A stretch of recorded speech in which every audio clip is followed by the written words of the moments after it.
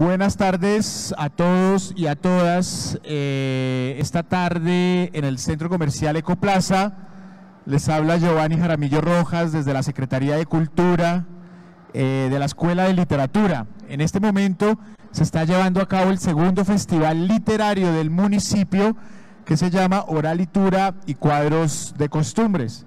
Tenemos muchas actividades, tenemos conversaciones con escritores, con escritoras, tenemos talleres, talleres de fanzine hemos tenido, así que la invitación está para todos y para todas. Esto no es simplemente para una determinada edad, sino para todas las personas que se interesen en el mundo de la expresión, para todas las personas que creen que tienen algo que decir y que pueden utilizar como punta de lanza la literatura entendida no solo como escribir crónicas, cuentos, poemas, novelas, sino también pensar el mundo, reflexionar sobre lo que nos pasa, sobre la cotidianidad y sobre todas las cosas que al final del día se nos presentan. Así que les damos la bienvenida a todas las personas y invitamos para que se sumen, se sienten acá y podamos conversar un rato. Hoy, una tarde muy especial, tenemos a un escritor 100% bogotano.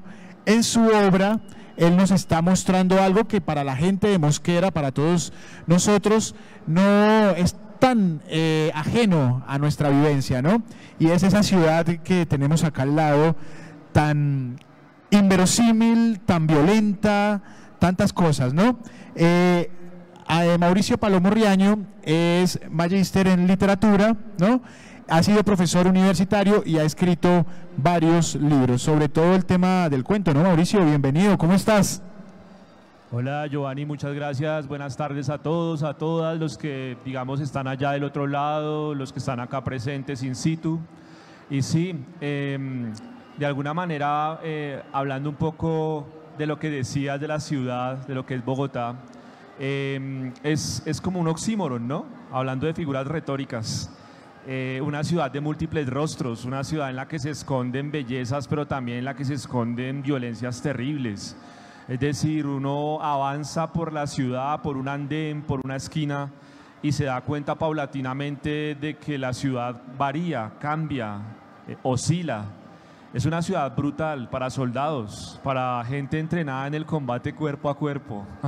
Sí, es una ciudad difícil, pero también es una ciudad que dentro de esa dificultad lo hace a uno experimentar también una potencia de vida absoluta. Sí, es como si tuviera esa posibilidad de generar gestos de cariño supremamente sublimes, pero también de aplastamientos completamente terroríficos, ¿no? Te inspiras en la ciudad para escribir tus cuentos, por lo menos en Destechados, que es tu última obra, ¿verdad?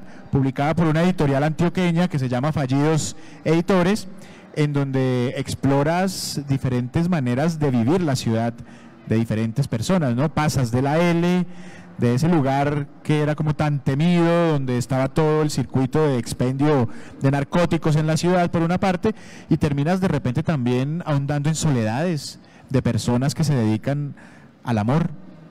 ¿Cómo funciona ese proceso de acercamiento a la realidad por medio de Destechados? Sí, Destechados es un coloquialismo, si se quiere, de la palabra loco, de la palabra demente. Nosotros tenemos unas acepciones para decirle al loco que está loco, ¿sí? No solamente el loco que está diagnosticado psiquiátricamente, clínicamente, sino toda la persona que de pronto uno dice, uy, mire ese loco lo que está haciendo allá. Cuando éramos pequeños, los papás caminaban con nosotros de la mano por un andén o por una calle. Y si cuidado con los locos. Si nos portábamos mal, nos decían, si usted se sigue portando así, se lo va a regalar a ese loco, y pasaba ya por el otro andén el loco del costal. Todos esos locos, o sea, toda la galería de locos, desde las acepciones semánticas que uno pudiera establecer, yo intenté recogerlos en Destechados. Entonces, por ejemplo, acá hay personajes desde enunciados a los que uno siempre escucha diciendo del otro, mire, se le corrió el champú, o se le corrió la teja, o se le saltó el taco, o se le estalló la pepa. Todo eso que llaman loco está concentrado en estos 13 relatos que, como tú lo decías, tienen generalmente como fondo la ciudad de Bogotá, pero también pueden tener como fondo cualquier tipo de realidad que puede pasar en cualquier urbe de cualquier lugar del mundo. si se quiere, porque yo creo que a nivel mundial estamos llenos de destechados. Creo que los que nos acompañan acá sentados en este momento, los que nos están viendo del otro lado allá, por las pantallas de las redes, tienen su desteche, tienen su raye. Yo creo que lo peligroso realmente, sentiría yo, sería que habláramos de alguien que no tuviera ningún raye. Esos son más peligrosos todavía, los que se jactan de ser políticamente correctos, los que se jactan de estar completamente y mentalmente estables. Esos son más peligrosos, siento yo. Totalmente. Bueno, enviamos un saludo muy especial a toda la gente que nos está siguiendo en las redes sociales de la Secretaría de Cultura, para que participen con sus comentarios, para que nos hagan las preguntas y podamos aprovechar la presencia de Mauricio Palomo Riaño en nuestro municipio, para que de alguna u otra manera también podamos comenzar a entender cómo funciona todo ese esquema de creación literaria y comenzar a contar, a mostrar Mosquera, ¿no? Para escribir Destechados y en medio de toda esta locura que estamos hablando, ¿tuviste que ponerte un poco loco o esa locura ya formaba parte de tu erario personal, emocional, intelectual, Mauricio? Sí, yo creo que aquí hay varias cosas que yo le aporto a los personajes, pero la idea es que cuando el lector se enfrente al libro, pues no sepa encasillarme, ¿no? Que no sepa cuál es mi desteche. Yo particularmente les digo que en el libro hay 2 desteches que son de Mauricio Palomo, pero obviamente no les voy a decir cuáles son. Hay que comprar el libro primero y segundo descubrirlos. Correcto. Y lo otro es mostrar cómo este libro, más allá de ser literatura, pues la palabra literatura entendida desde el arte mayor, más allá de eso, yo siento que es un libro espejo. Yo creo que todos los que están acá sentados, los que están del otro lado, no van a poder dejar pasar desapercibido algún relato de este libro. Es decir, en algún relato se van a encontrar, en algún relato se van a asomar y van a decir, caramba, este loco intentó y logró dar en el punto de mi desteche. Las personas que han leído Destechados, de hecho, han dicho, sí, en efecto, encontré mi desteche dentro de esos 13 relatos. No te voy a decir cuál es, así como tú tampoco nos estás diciendo cuáles son los tuyos. Pero se encuentran, es un libro espejo, es un libro en el que usted se puede encontrar. Y es que, mira, hay veces la gente le da temor, ¿no? Confesar, no sé, sus excesos, sus secretos más inenarrables, cosas que ni siquiera al mejor amigo, a la mejor amiga le contamos, que incluso nosotros mismos como seres humanos por allá en las noches decimos, eso no está bien, carajo, eso no está bien, pero lo estoy generando. Y creo que el libro sirve como para, no sé, para hacer por ellos lo que ellos no son capaces de hacer por ellos mismos. Entonces como que se sienten un poquito más livianos y más tranquilos cuando alguien les dice o le dice al mundo el desteche del cual ellos pues son parte. No, y tocas un tema muy interesante dentro del universo literario y dentro del universo, digamos, también cinematográfico y de muchas otras artes, y es el secreto, ¿no? Eso que mantenemos como bajo llave y que aparentemente el neoliberalismo nos ha dicho que forma parte de la privacidad, ¿no? Como si eso fuera algo diciente. El secreto, todos cargamos con secretos. Todos tenemos cosas que nadie más sabe, ¿no? Y finalmente terminan a la hora 20 saliendo a flote, ¿no? Eso también forma parte de la literatura, como poder de una u otra manera poder entrar a comentar, a comunicar esas cosas que nosotros estamos guardando, ¿tá? Bueno, queremos invitar a todas las personas de Coplaza para que se sienten, nos acompañen y podamos escuchar la conversación que estamos sosteniendo con el escritor Mauricio Palomo Riaño. Mauricio, hay una pregunta que tenemos que hacerla y yo sé que los escritores están cansados ya de que les pregunten eso, pero bueno, ¿cómo te haces escritor? Hay mucha gente acá que quiere escribir, pero no saben por dónde empezar. Además, eres muy joven. Cuéntanos cómo fue ese proceso. Bueno, yo creo que todo proceso de escritura está antecedido por necesidad de un proceso de lectura. Entonces la persona que se sienta a escribir un libro no se sienta sin bases, se sienta con unos referentes que están atrás de él, que ha venido cultivando por años, referentes desde autores clásicos, no sé, contemporáneos, cuentos, novelas, de los cuales la persona dice, este estilo me gusta, este ritmo es el que yo quiero impregnarle a mi obra. Creo que primero se hace uno lector para después hacerse escritor. Mi proceso empezó cuando estaba en el colegio. Yo vengo de un barrio popular de Bogotá, de la localidad Octava de Kennedy, todo lo que hoy se conoce como Patio Bonito, que lo componen muchos barrios. Yo crecí en un barrio difícil de ese sector que se llama el barrio El Amparo, que queda entre la avenida Bastos y la avenida Ciudad de Cali. Epicentro de las protestas hace un año, ¿no? Sí, correcto. Y ahí, pues de alguna manera, en ese tiempo era como afuera estaba siempre como el AMPA y la sombra, la delincuencia. El contexto que me circundaba era un contexto espeso, difícil. Entonces yo tenía dos salidas: entregarme a ese contexto, que tal vez no me tendría aquí al frente de ustedes, sino, no sé, tal vez en el recuerdo ya. Extraditado. Y la otra pues era enclaustrarme, ¿no? Después del colegio, pero en ese tiempo no habían tecnologías, no estaba nada de eso que hoy tenemos, el celular como una prótesis del cuerpo, ya para muchos. Y pues yo encontré el refugio en los libros. En ese tiempo la Caja de Compensación con Subsidio tenía un proyecto muy bonito que se llamaba Bibliotecas Rodantes. Eran unas tractomulas que se parqueaban en los barrios populares de la ciudad y le prestaban libros a los muchachos que se inscribían en ellas. Entonces le prestaban 2 libros a uno se iba con ellos una semana, a la otra semana iba y los entregaba, renovaba y bueno, etcétera. Y empecé a vincularme con el terror primero. A mí me gusta mucho esa literatura del terror y la literatura del género negro, la policíaca. Que Stephen King por ahí apareció entre tus manos, ¿puede ser? Sí, de hecho antes, ¿no? Edgar Allan Poe es para mí el autor tutelar y Howard Phillips Lovecraft, que incluso Stephen King los acepta como maestros iniciáticos. Entonces empecé con ellos. Digamos que al principio llegué con una obra muy bonita que yo no sé si ustedes han leído alguna vez, que se llama Escalofríos, de R.L. Stein, unos libros que después fueron llevados a series de televisión o a cine, y esos fueron el trampolín para llegar a Poe y después a Lovecraft. Y un día entonces ya en la primera juventud dije yo, uy, sería muy del carajo uno poder escribir como estos manes, ¿sí?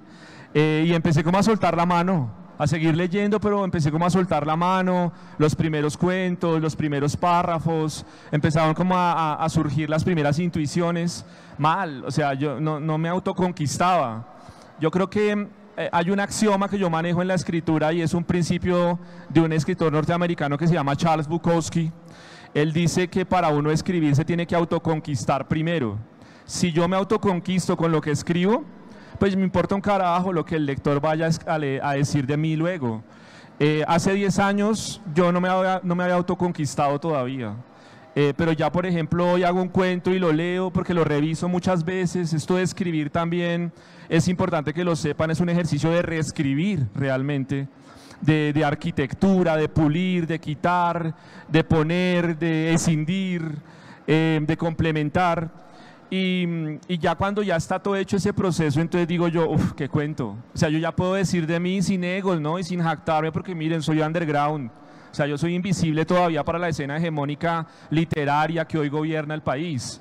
Pero sin egos y sin jactarme ya puedo decir que, por ejemplo, los 13 cuentos que tiene Destechados, me gustan mucho los 13, ¿sí? Es decir, logré la autoconquista. Eso es un principio bukowskiano. Entonces las personas que de pronto están del otro lado y quieren escribir, quieren soltar la mano, creo que ese puede ser un buen principio, ¿no?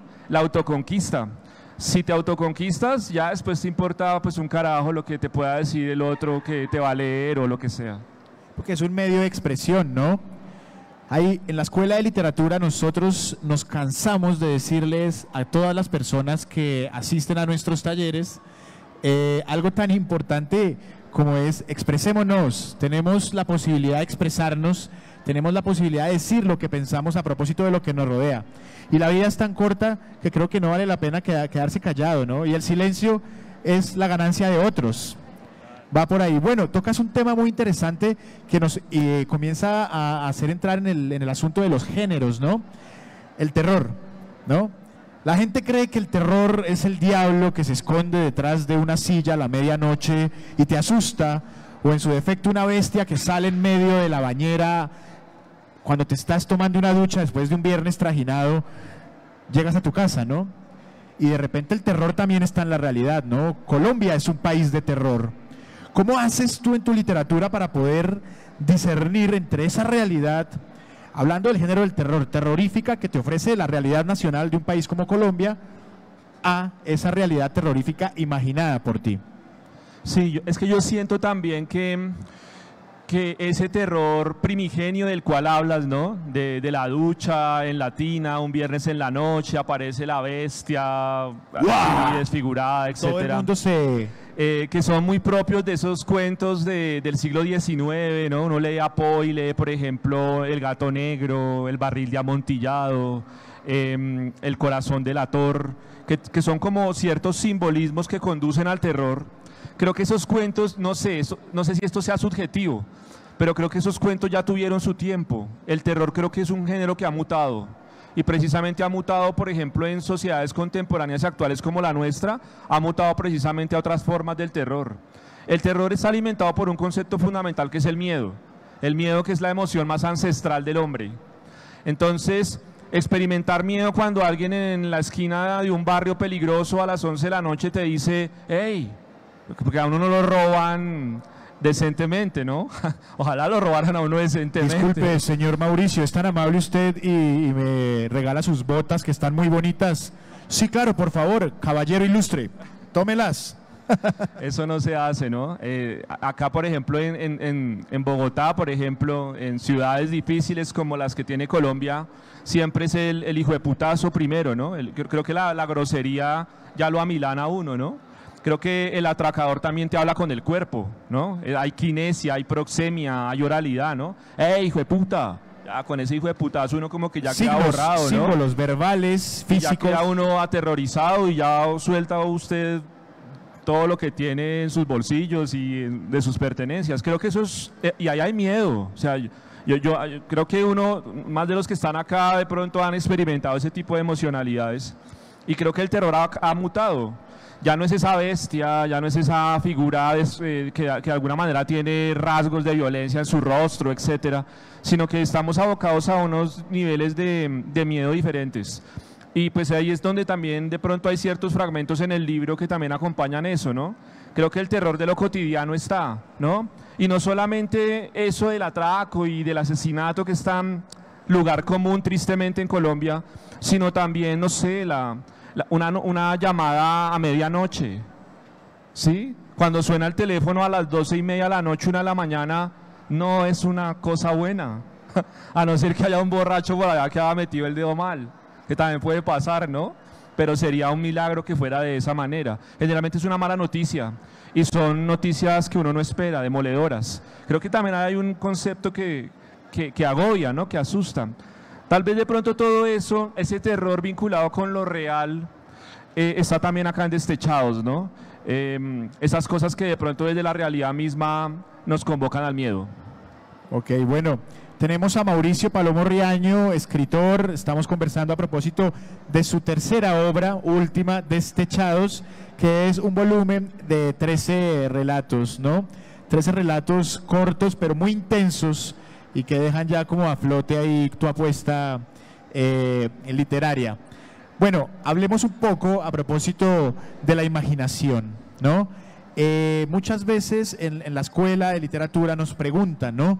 ¿Cómo podemos hacer para gestionar la imaginación? ¿Cómo podemos hacer para sensibilizarnos ante las cosas que nos pasan y convertirlas en hechos literarios? ¿Cómo funciona esa dinámica, esa fórmula en ti, Mauricio?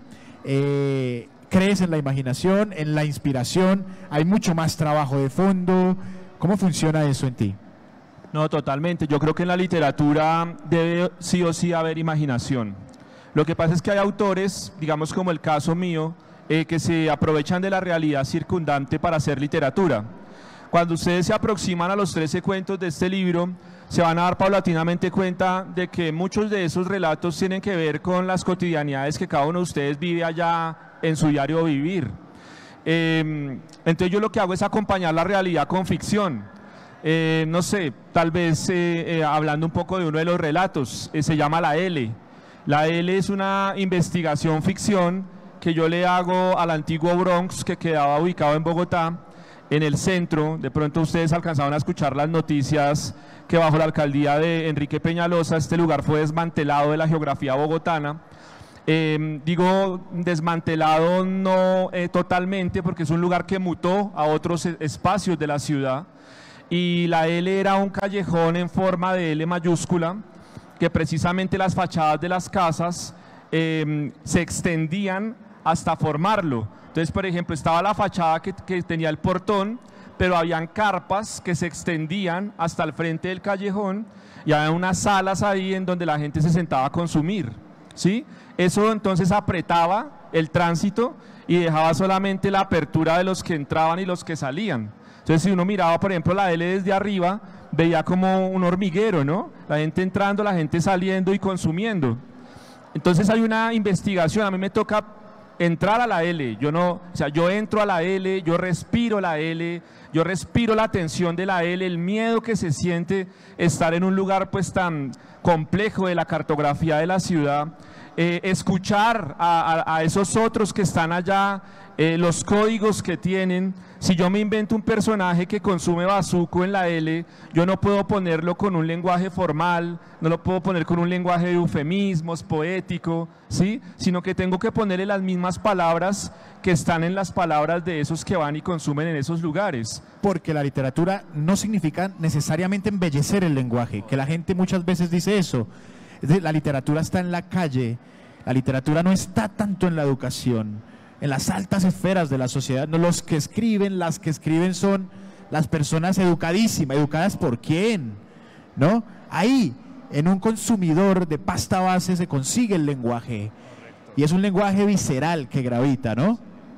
De hecho, eso no lo decimos nosotros, eso está amparado incluso en los autores grandes, por ejemplo, de la literatura norteamericana. Henry Miller, que es un autor bellísimo, de una novela genial que se llama Primavera Negra. Él dice, toda la literatura está en la calle, ¿sí? Y él viene de un barrio precario de Estados Unidos, en el Brooklyn difícil, y sabe que lo que escribe es parte de la realidad que está en su entorno.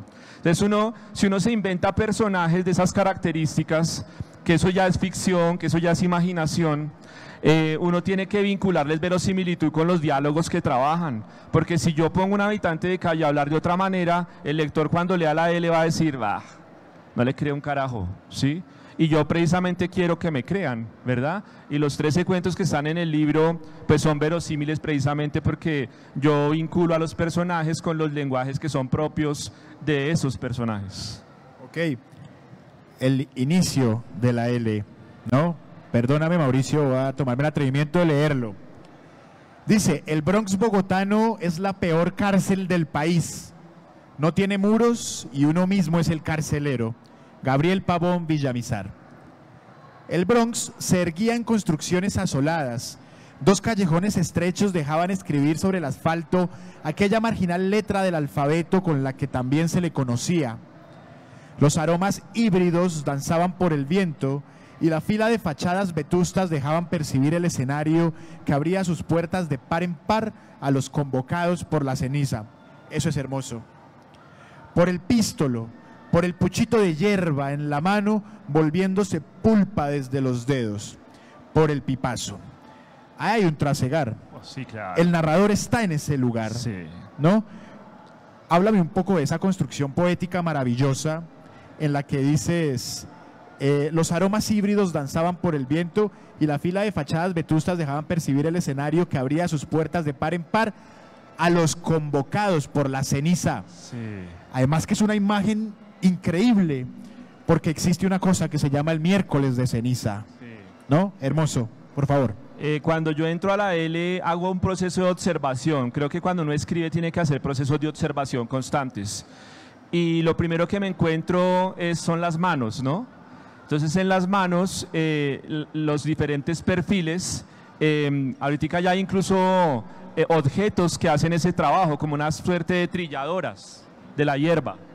Pero generalmente está en la mano el puchito y ellos lo que hacen es volverlo pulpa, completamente pulpa para armar el varillo, ¿no? Que después se fuman, el bareto. En el caso del bazuco es diferente porque el bazuco lo carbura en la ceniza, Por eso cuando uno va, por ejemplo, por el centro de una ciudad como Bogotá, ve al habitante de calle siempre con una caja de fósforo generalmente llena de ceniza y fuma cigarrillo para botar la ceniza a la caja, porque después esa ceniza es la que carbura la pipa que después él se fuma, ¿sí? Son pipas artesanales que tienen en su cama baja la ceniza del cigarrillo y eso es lo que carbura después la pipa llena de bazuco. Entonces cuando yo miro eso digo, oiga, genial hablar desde lo poético de un acto tan marginal y tan terrible, ¿no? Desde la observación. Y es cuando yo hablo de los convocados por la ceniza.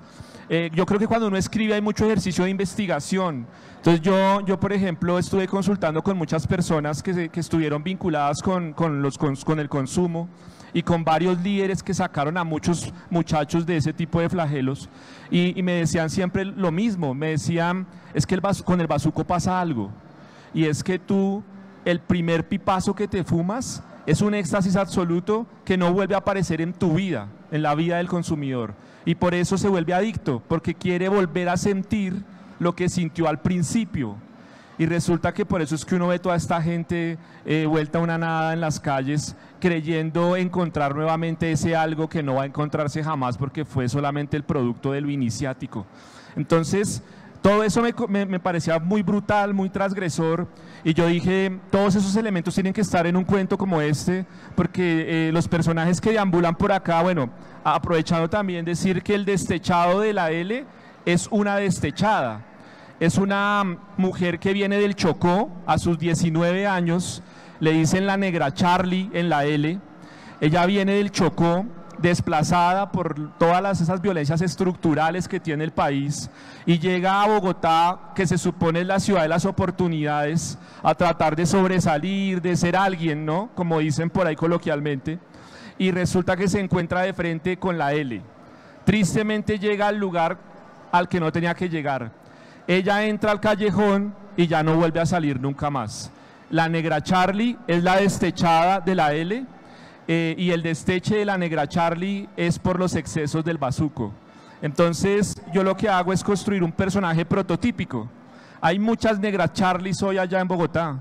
¿Sí? Esto no es un personaje individual. La negra Charlie representa a mucha masa que hoy está transitando por esos andenes, llevada del bulto, siendo un mugrecito en la ciudad porque desaparece como sujeto social completamente, y creo que también es un cuento que nos lleva a la reflexión de lo que pueden llegar a ser las drogas en la vida de una persona, ¿no? Que pueden llegar a joderlo extremadamente en ese sentido.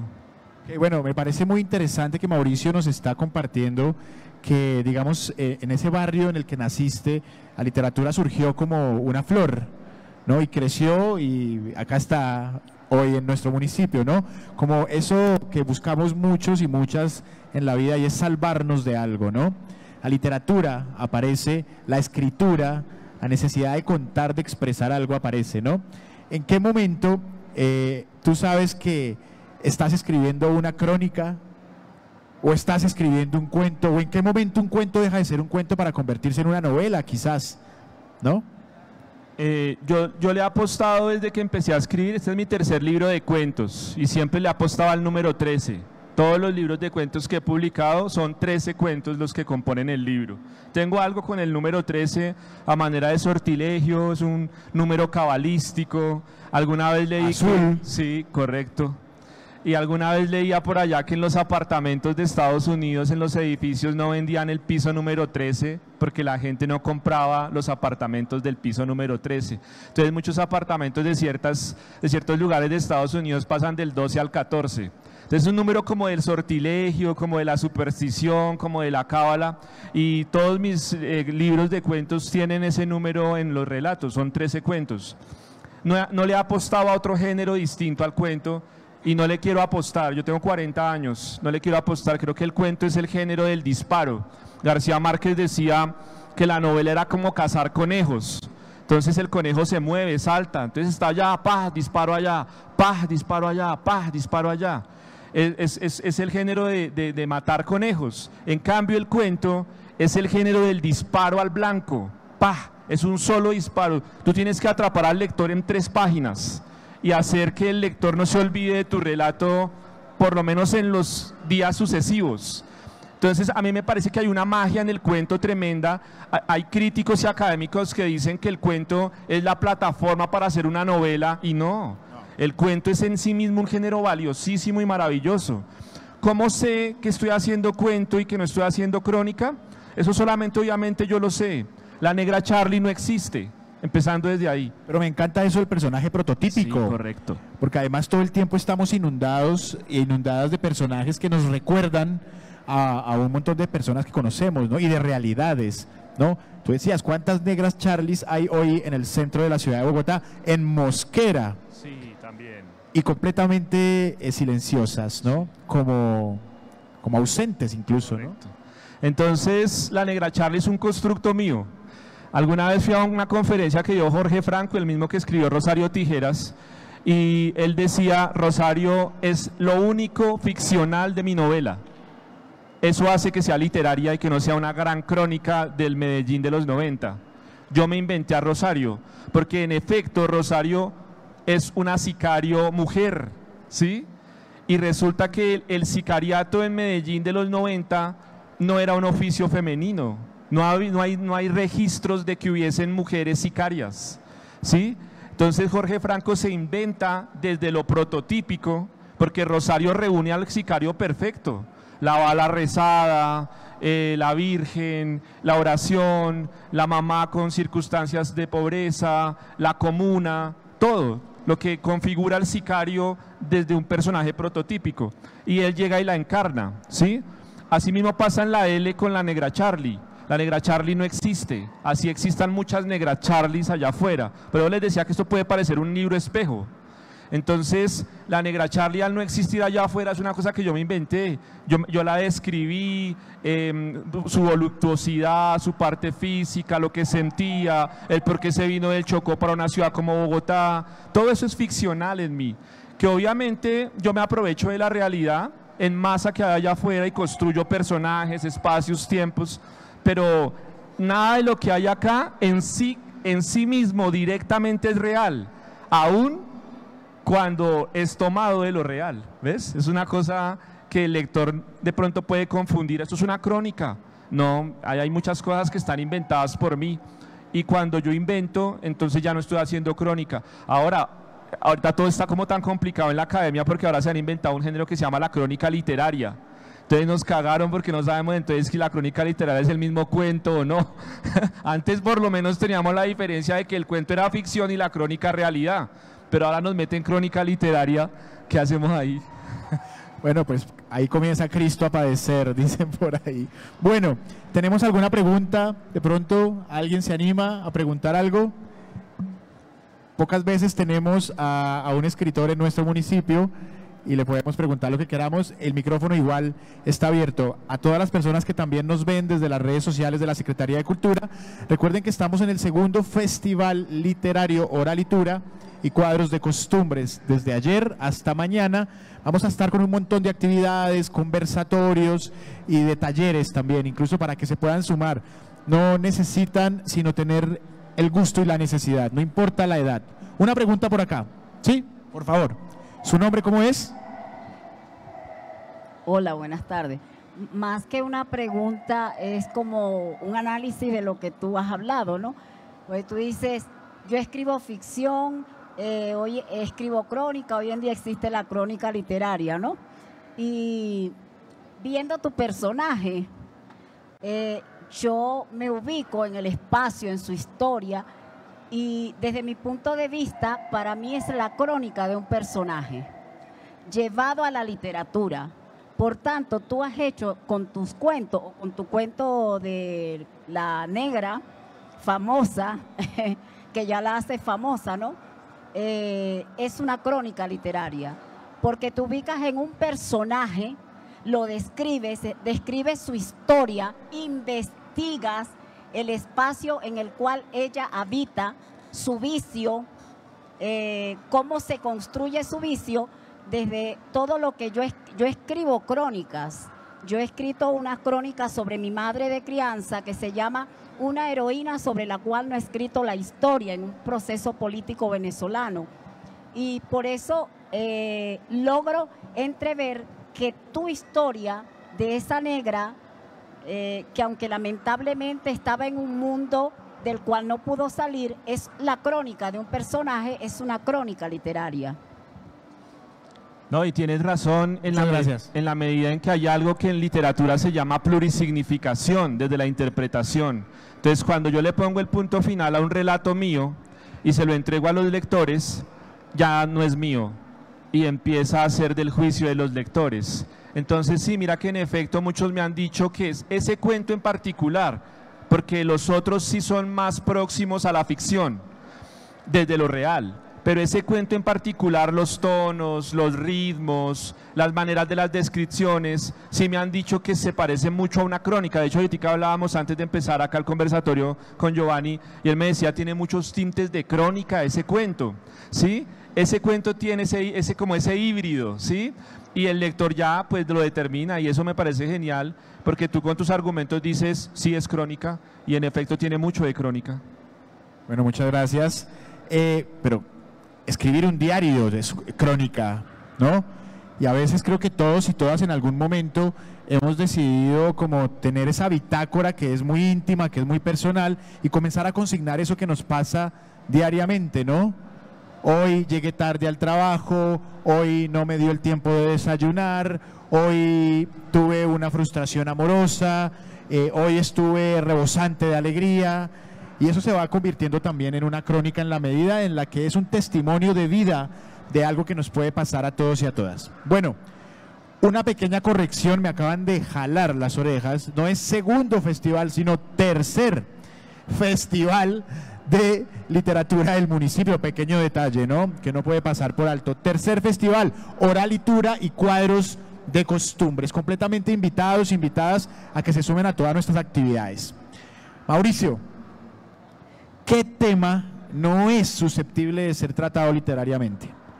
¿O todo, absolutamente todo es susceptible de ser, más allá de contado, directamente mostrado? Yo creo que todo debe ser mostrado en la literatura. Creo que yo no voy, por lo menos desde mi subjetividad, yo no voy con eso que llaman la literatura para censurarla. Hace un tiempo hemos venido escuchando que hay ciertas obras literarias que por su contenido tendiente hacia ciertas líneas, que afectan a ciertos perfiles o a ciertos colectivos, no deben estar a la venta para lectores. La Lolita de Nabokov fue censurada a nivel de edición, en su momento fue prolífica, hoy los colectivos feministas han determinado que tiene muchos elementos de pedofilia, que no deben dejarla en la lectura para los lectores que se enfrenten con ella. Y yo siento que no debe ser así.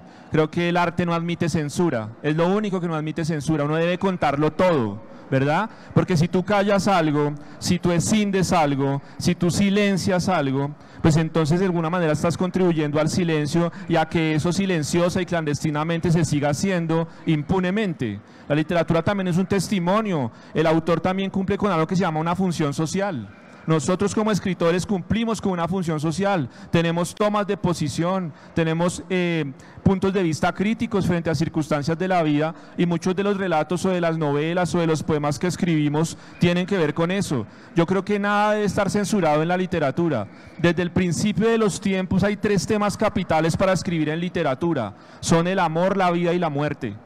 Y cuando hablamos de esos 3 temas capitales, ¿cuánto no encierran? Lo encierran todo. Creo que yo no voy con la censura del arte, por más mórbida, por más terrible que sea una literatura, debe ser mostrada, porque la persona que va a leerla va a decir sí, no, voy a estar de acuerdo, no voy a estar de acuerdo, y ahí viene lo de la plurisignificación. Yo no estoy de acuerdo, porque vamos a terminar censurándolo todo entonces, ¿ves?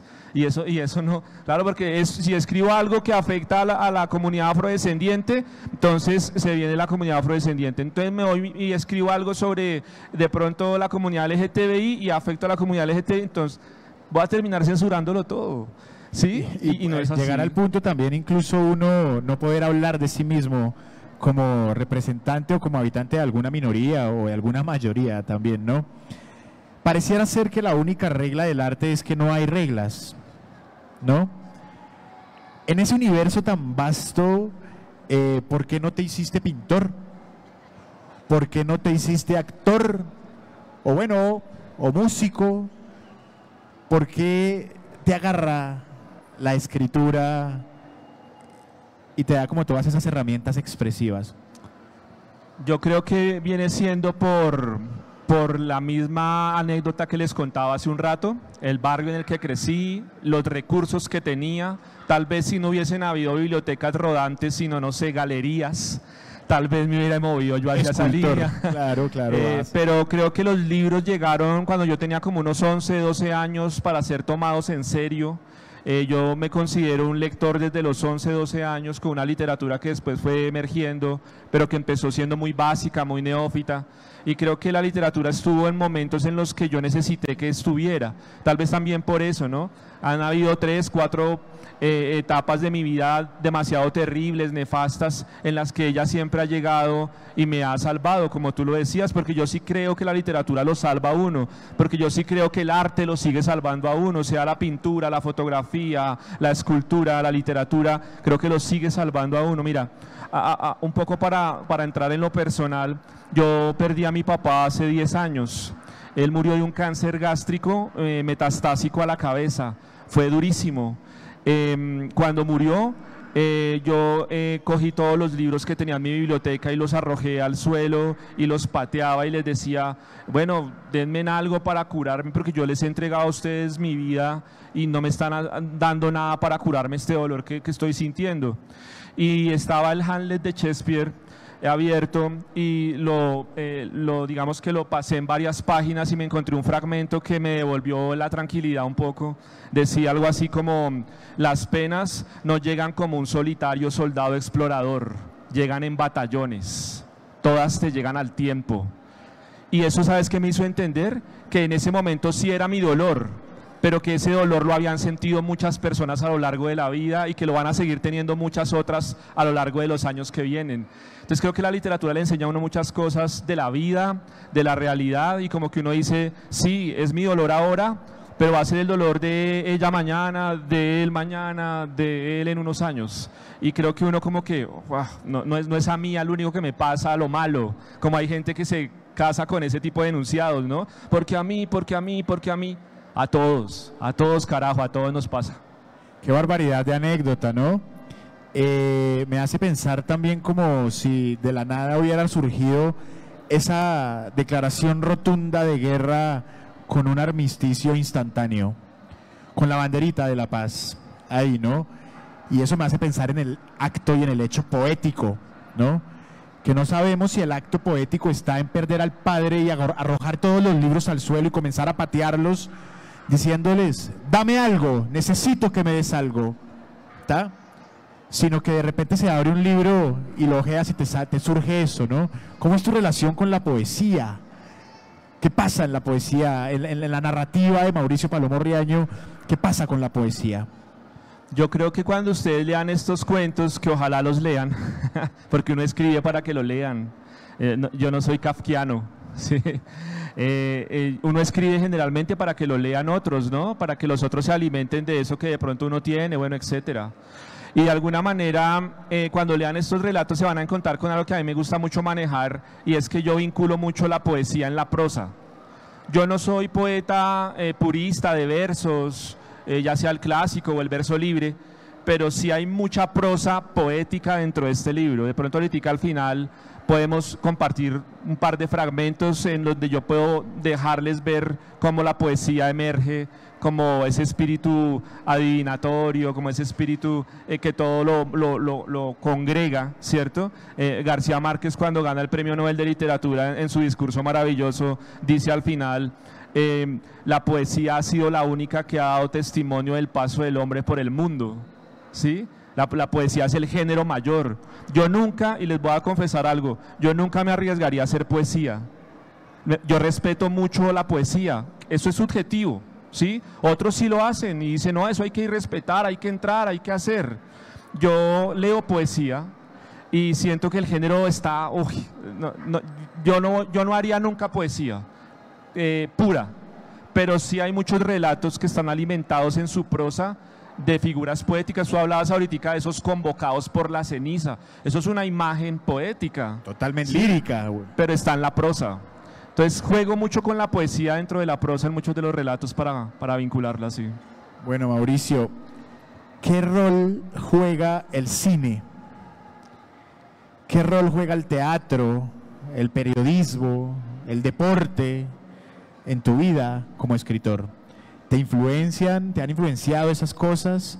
O más bien tienes una línea que va muy marcada hacia determinado lugar? ¿O permites que cada cosa que te pasa, esta conversación, por ejemplo, te pueda dar las herramientas para seguir escribiendo? Yo creo que esas cosas que tú mencionas me han acompañado. La literatura llega, después llega el cine. Decían los grandes dramaturgos, perdón, los grandes cineastas decían que el cine es un espejo en movimiento. Creo que uno también se puede ver ahí. El cine también es un punto de fuga, también es un ejercicio de evasión de la realidad, como todas las artes. Creo que nos sirven en determinado momento. Me ha acompañado en algún tiempo, hice un blog, un proyecto que se llamaba Fugarte, en donde reseñaba piezas cinematográficas y las compartía subjetivamente.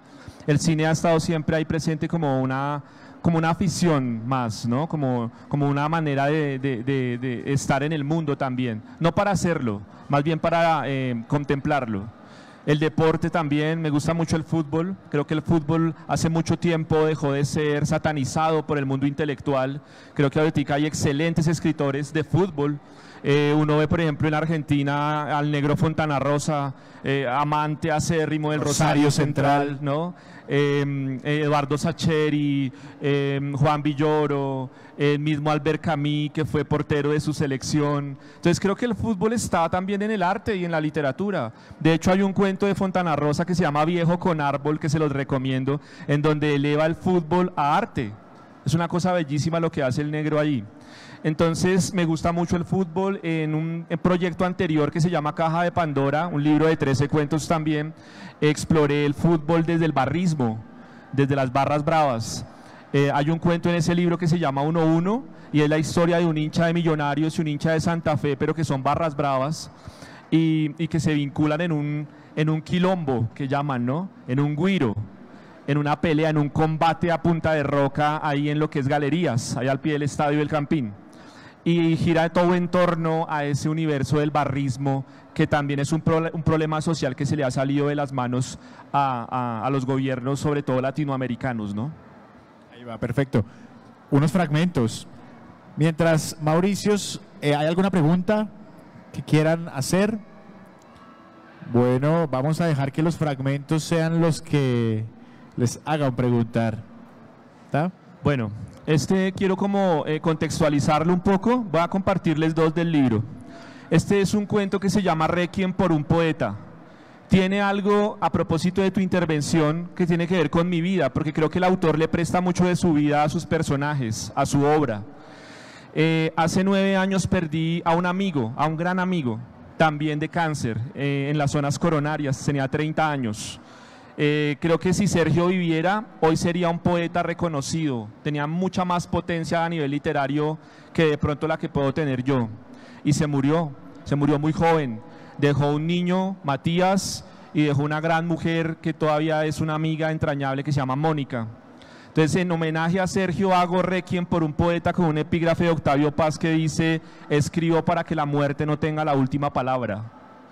Y hay un fragmento en donde dice lo siguiente: ¿sabe una cosa, Edgar?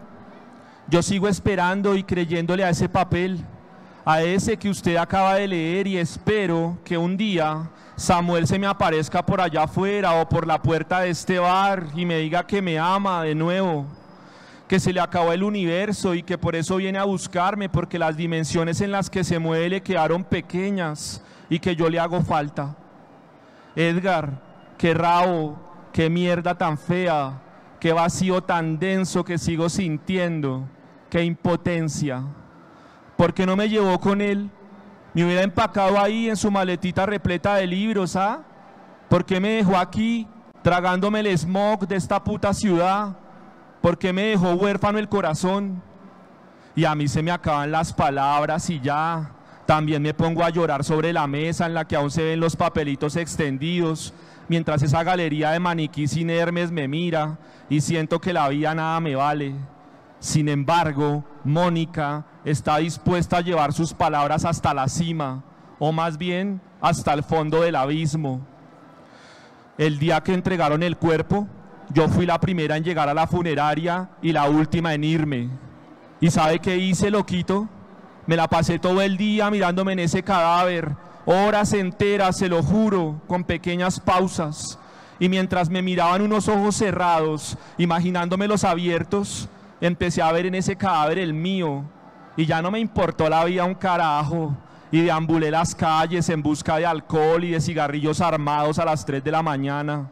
Era una sombra irreal que quería escupirle la falsa verdad de mi existencia a un mundo que hacía mucho tiempo me había olvidado. Toda la jodida madrugada lloré, y toda la siguiente semana, y todavía, parce, todavía hoy, 5 años sin él, me lo sigo reventando por dentro para que me salga hecho lágrimas. Puta vida esta. Sin amor todo es una mierda, ¿sí me entiende?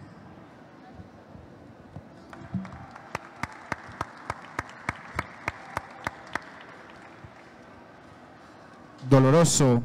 En algún momento quería preguntar también cuál había sido esa historia o ese relato que te costó tanto escribir, y creo que es el Requiem para un poeta, ¿puede ser?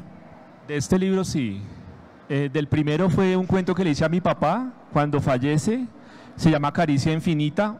Ese sí fue botar ahí las vísceras y el corazón completo, porque realmente ese es el que más, creo que es el que más me ha costado, la verdad, ese. Pero de este libro sí, Requiem por un poeta. Ok, bueno, seguimos, fragmento. Bueno, aquí quiero decirles lo que puede hacer la imaginación. Es una cosa genial lo que puede hacer la ficción. En este cuento que se llama Desamor, yo, como autor, hago arder el Congreso de la República. Vamos a ver. No quieren hacerlo arder, ¿no? Cuando las explosiones retumbaron en el centro de la ciudad, empezó a tomar forma el rumor entre calles de otro Bogotazo. Las habladurías se fueron haciendo cada vez mayores hasta que los noticieros del mediodía y de la noche empezaron a dejar leer en sus titulares una nueva tragedia nacional que, una vez más, rompería en dos la historia del país, teniendo en cuenta las acaecidas en el 48 y en el 85. El Congreso de Bogotá era un escenario de sangre, de terror y de muerte. Cuerpos desmembrados, diversas extremidades de varias personas diseminadas con violencia entre rincones y baldosas atiborradas de una sangre que parecía nacer de los suelos. Escombros, gritos de espanto y pedazos de bocas de rostros desfigurados clamando auxilio eran parte del inventario cardenalicio que se podía observar. Una absoluta tragedia griega, pero esta vez sí con la escena de la muerte en vivo, colectiva, terrible. Nadie percibió segundos después de las explosiones la figura lánguida que salía a prisa por los pasillos, manando sangre del cuerpo con intensidad.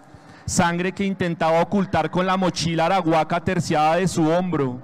Un rostro pálido al que las gafas de lentes negros no le permitían ocultar el terror del que ya tiene una cita con la muerte apenas un par de esquinas más adelante.